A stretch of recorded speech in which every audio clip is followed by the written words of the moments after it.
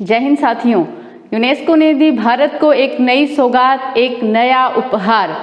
अब भारत में चुनिंदा वो क्षेत्र 40 हो चुके हैं जो विश्व विरासत स्थल की सूची में शामिल हो गए।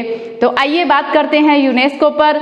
यूनेस्को, जिसका पूरा नाम संयुक्त राष्ट्र शैक्षिक, वैज्ञानिक और सांस्कृतिक संगठन है, यानी कि United Nation Education, Scientific and Cultural Organization, ये उन स्थलों का चयन करती है जो मानव के लिए, आने वाली पीढ़ी के लिए कुछ सबक हो। उन ऐतिहासिक स्थलों को, वन क्षेत्र, पर्वत क्षेत्र, मरुस्थल, इन सभी का चयन करके उसे संजोती है और जिम्मा लेती है। विश्व विरासत समिति इसका चयन करती है जो यूनेस्को के तत्वावधान में कार्य करती है। अब बात करें कि उसका गठन, यूनेस्को जो बना वो 1945 में बना और इसका मुख्यालय फ्रांस की राजधानी पेरिस में है और विश्व विरासत स्थल दिवस मनाया जाता है 18 अप्रैल को।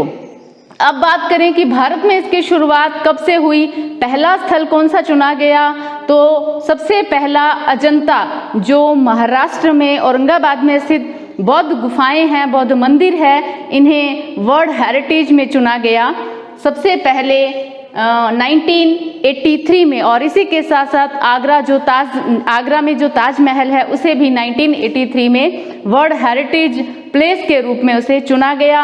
और अब हाल फिलहाल जब चीन में बैठक हुई इस यूनेस्को की विश्व विरासत समिति की, जिसमें अब भारत के 40 स्थान हो चुके हैं। और सबसे बड़ी खुशी की बात यह है कि पहला स्थान जो सिंधु घाटी सभ्यता से जुड़ा हुआ है उसने भी अपनी जगह 40 नंबर पर बना ली है। और 39 नंबर पे जो स्थल आता है वो है 39वां रुद्रेश्वर या रामप्पा मंदिर। और ये रामप्पा मंदिर जो है वो तेलंगाना में है। इसी के साथ साथ 40वां स्थल धोलावीरा। अगर हम बात करें धोलावीरा की, तो हड़प्पा सभ्यता में महत्वपूर्ण 5 बड़े महानगरों की बात आती है, जिसमें हड़प्पा, मोहनजोदड़ो और गनेड़ीवाल ये पाकिस्तान में हैं। और भारत के जो क्षेत्र हैं वो आता है राखीगढ़ी, जो कि हरियाणा में है। और इसी के साथ साथ धोलावीरा जो गुजरात में स्थित है। तो गुजरात यानी धोलावीरा ने खींच लिया अपनी ओर यूनेस्को को अपने जगह बनाने के लिए, अपनी पहचान बनाने के लिए। तो चलिए बात करते हैं धोलावीरा पर। धोलावीरा गुजरात के कच्छ जिले में भचाऊ तालुका में स्थित है और इसकी खोज जो है वो 1964 में जगपति जोशी ने की थी। और 57 सालों के बाद इन्होंने आकर्षित किया, यानी धोलावीरा ने आकर्षित किया यूनेस्को को। क्या विशेषताएं थी इसकी, और इसका जो लोकल नेम आता है वो आता है कोटड़ा टिम्बा।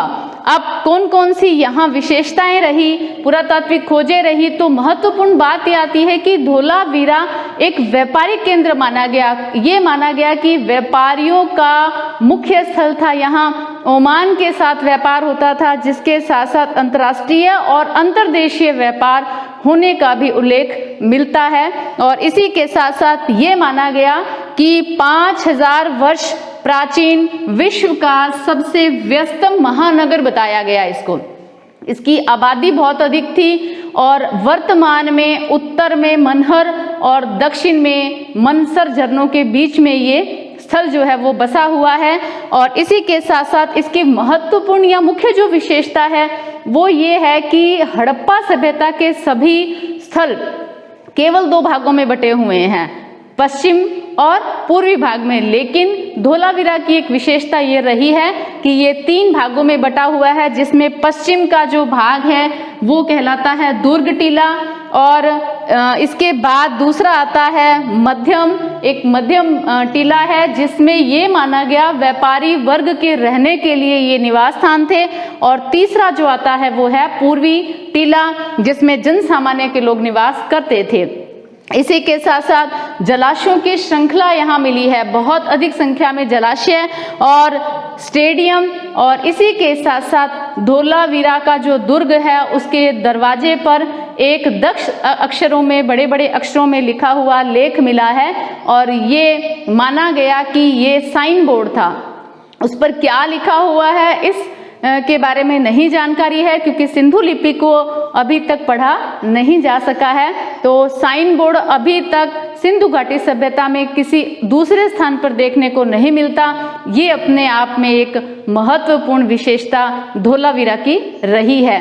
यानी कि भारत जिसकी संस्कृति सभ्यता पूरे विश्व भर में फैली हुई है, उसकी वो अपना परचम लहराता है, तो इसी श्रेणी में धोलावीरा ने भी अपनी पहचान बनाई है।